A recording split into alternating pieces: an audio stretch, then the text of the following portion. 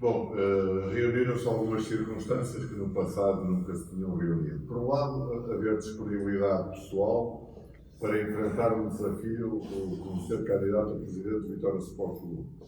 Por outro lado, a consciência de que o Vitória, do meu ponto de vista e das pessoas que estão comigo, vai por mau rumo, vai por mau caminho, e se esse caminho não for travado o mais depressa possível, o Vitória corre o sério risco de ter problemas muito graves num curto prazo de tempo. E, portanto, juntando a disponibilidade pessoal e das pessoas que comigo estão, a essa consciência do atual estado difícil do Vitória, surgiu a candidatura. Já podia ter surgido no passado, é verdade, que eu em 2012 estive muito perto de ser também candidato. Cheguei até numa Assembleia Geral do Vitória, já na fase final do mandato do Presidente Emílio Macedo, fase final, antes de ele se demitir, entenda-se, a anunciar que iria apresentar uma candidatura. Depois surgiu aquela possibilidade de fazer uma lista conjunta entre a minha candidatura e a candidatura do Engenheiro Júlio Mendes para uma lista mais forte, e acabei por abdicar dessa possibilidade. Eu também sei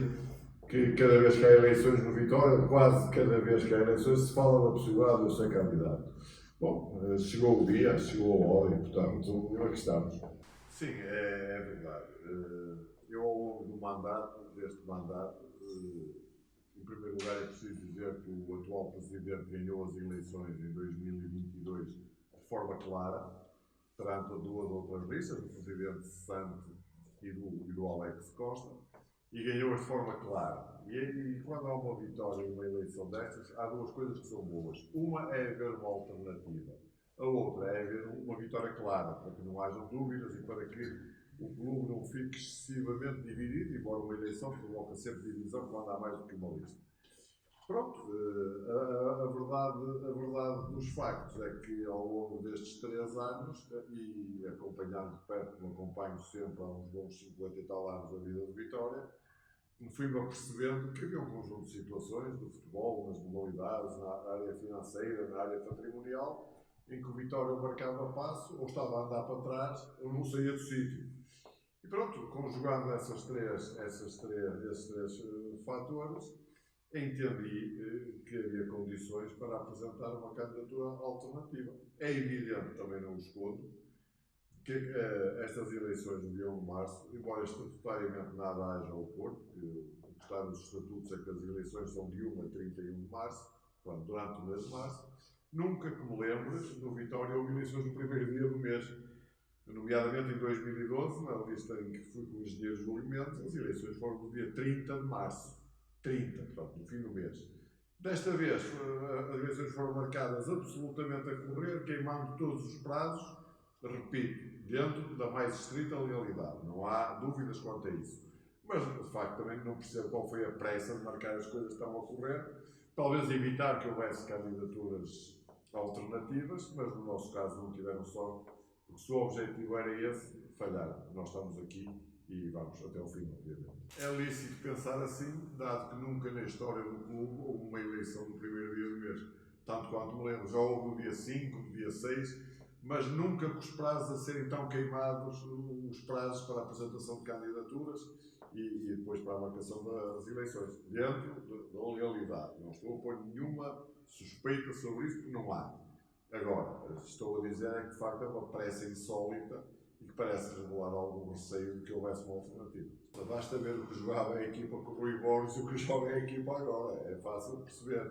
Mas de facto a instabilidade do futebol é a imagem de marca de António Miguel Cardoso, da sua administração, e se eu falo mais de António Miguel Cardoso é porque ele, como é sabido, concentra nele próprio todas as decisões, ou quase todas, e passa pouca bola, passa o termo, mas que estamos a falar do clube desportivo, faz algum sentido, passa pouca bola aos colegas de direção. Por isso também eles saem, não é? Repare, dos 4 vice-presidentes, só um se mantém, o presidente do Conselho Fiscal sai, o presidente da Assembleia Geral sai, já saiu na área financeira, saiu o vice-presidente da área financeira, saiu o diretor financeiro que preferiu ir trabalhar para o Rio Ave, sai agora o presidente do Conselho Fiscal, é uma demandada. Mas falemos do futebol, que é aquilo que de facto mais interessa aos adeptos do Vitória. A verdade é que em 3 anos António Miguel Cardoso teve 9 treinadores do Vitória. E mesmo considerando que João Ardoso e o Rui Cunha foram treinadores interinos de 1 ou 2 jogos, a verdade é que só vão 7. de 7 treinadores em 3 anos é um absurdo, seja no Vitória, seja em que clube for. E essa instabilidade está-se a pagar agora bem cara. Porque o Vitória, esta época, que é que está mais na memória dos adeptos, como é evidente, estamos a vivê-la. O que é que acontece? O Vitória começa a época bem, é indiscutível, faz uma carreira muito boa na Liga Conferência, uma carreira impoluta, 12 jogos, 10 vitórias, 2 empates, embora há que reconhecer friamente que os adversários também não são do gabarito dos adversários que se encontram, por exemplo, na Liga Europa, mas são os adversários que há na Liga em que o Vitória está. E o Vitória faz uma carreira excelente, começa muito bem no campeonato, consegue até, estávamos na véspera de um jogo Sporting de Braga, na primeira volta fomos ganhar a Braga com clareza, com uma bela exibição, mas foi também a última vitória fora até à data. Essa vitória em Braga foi a última até o momento. E depois o que é que acontece? Há a rábula Rui Borges, e eu chamo-lhe rábula porque há uma frase do Presidente a dizer que manifesta a vontade de sair, sai 5 minutos antes, não sei se tem isso presente, e há a declaração do Rui Borges a dizer que nunca pediu para sair de Vitória. Portanto, há aqui duas versões absolutamente contraditórias, a do Presidente e a do treinador. A verdade é que o Rui Borges sai, é contratado Daniel Sousa, embora, curiosamente, o Presidente mais tarde, ao despedir Daniel Sousa e contratar Luís Freire, tenha dito que já tinha Freire no radar há muito tempo. Eu não percebo porque é que não o contratou quando contratou Daniel Sousa, dado que Luís Freire estava na altura, estava disponível.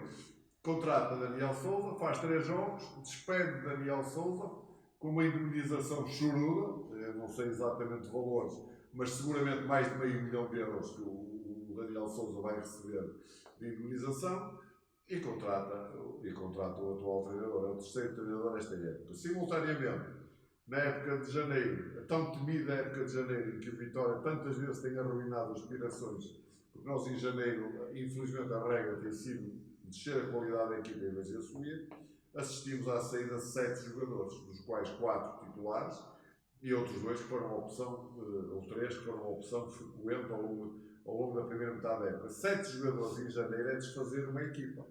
E se juntar a isso o facto de 2 dos mais proeminentes jogadores do plantel, um deles que era o ídolo máximo dos adeptos, Jota Silva, já ter saído com a época a decorrer, ainda fez o primeiro jogo da Liga Conferência, até marcou um gol, e depois saiu o Ricardo Mangas, outro negócio ruinoso. A verdade é que estamos a falar desde o início da época até ao fim de janeiro, 9 jogadores que saíram. E como não há 9 sem 10, ainda há o caso do Nelson Baluz, que era um jogador entrosado, habituado, conhece o nosso campeonato, conhece o clube. Para mim é um bom jogador, que estava emprestado a um clube chinês, cessou o empréstimo em dezembro, podia ter regressado ao plantel sem nenhum custo para o Vitória, que não fosse pagar o salário, como é evidente, e o Vitória não quis. Vendeu o seu passe por 200 mil euros, uma vera absolutamente ridícula, e foi buscar uma série de jogadores que chegaram agora ao plantel e que dificilmente conseguirão dar um rendimento imediato, porque isto não é chegar e vencer, são muito raros os casos em que um jogador vem de fora, chega e triunfa de imediato. Em suma, 10 jogadores desperdiçados, 10 jogadores que saíram, 5 contratações, um plantel em turbulência absoluta, e depois é o que temos visto, quer dizer, eu ainda no sábado em Famalicão vi uma pálida sombra do Vitória de há 2 meses atrás. É verdade que o Famalicão também não deu uma luta por aí além, não foi um adversário muito difícil, mas o Vitória também passou 90 minutos a ameaçar que marcava, mas não marcou, e também não sofreu e podia ter sofrido. E portanto, lá está.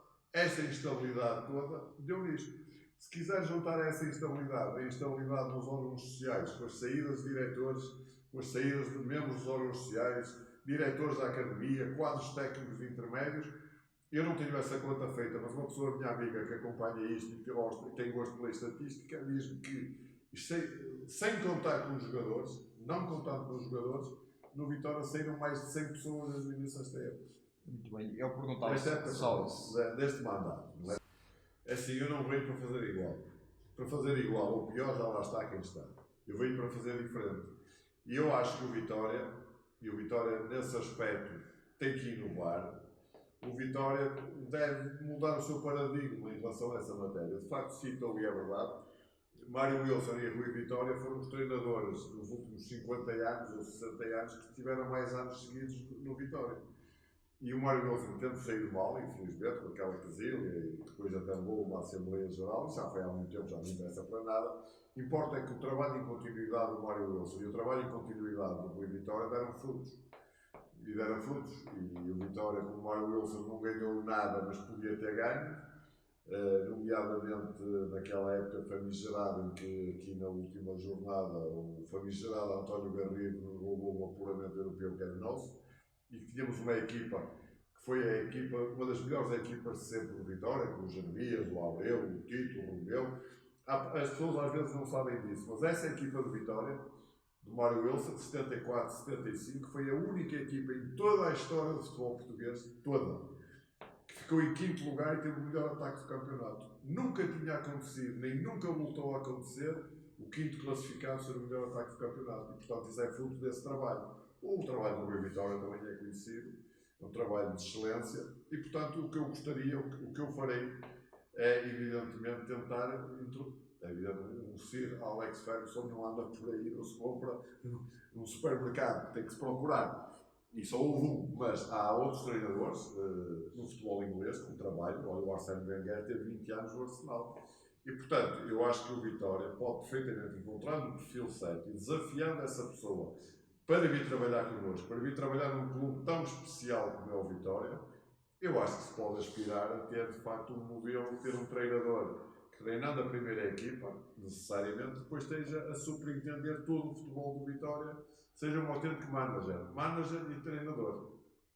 Em conjugação, naturalmente, com um diretor desportivo, que terá que ser alguém que muito bem entrosado no mercado do futebol nacional e internacional, e com uma administração da SAD que permita ao treinador desenvolver o seu trabalho e, mais importante do que isso, permita que saiba explicar aos associados do clube, e o clube é o dono da SAD, é o acionista maioritário, que saiba explicar que é preciso esperar ao trabalho dar resultados.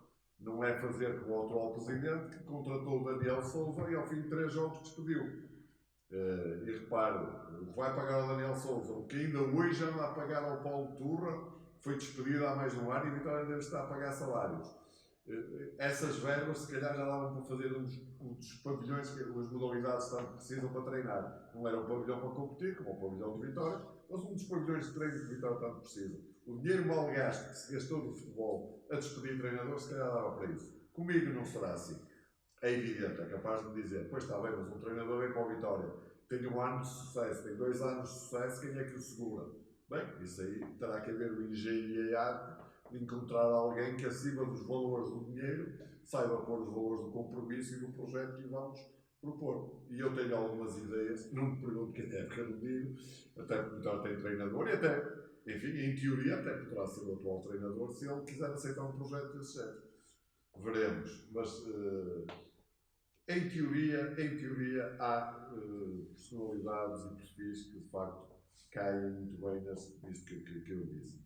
Vamos ver. Gostaria no final do mandato ser campeão nacional, mas isso dificilmente seremos, porque há um longo caminho a percorrer. Eu sou daqueles que acredita que o Vitória não havia de ser campeão nacional. Eu costumo dizer que o VSC é o vamos ser campeões, além de ser Vitória Sport Clube.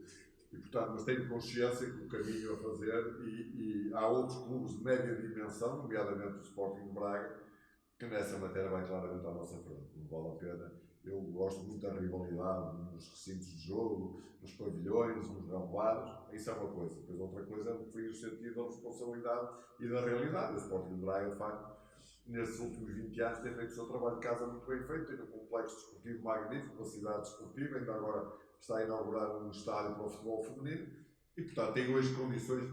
É assim, há 20 anos, ou 25, ou 30, se fôssemos à beira de um miúdo de Fafo, de Ribeira de Pena, Santo Tirso, e dissesse, olha, queres ir para o Vitória ou para o Braga?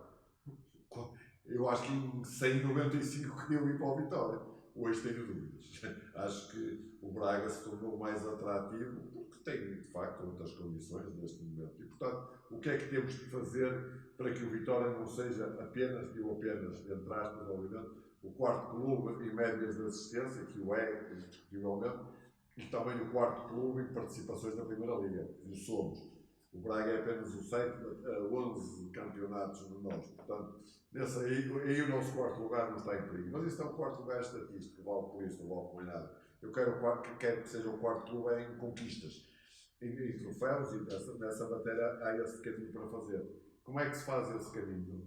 De várias maneiras. No futebol, assumindo e apostando que a formação tem que ser o principal fornecedor da equipa principal do Vitória.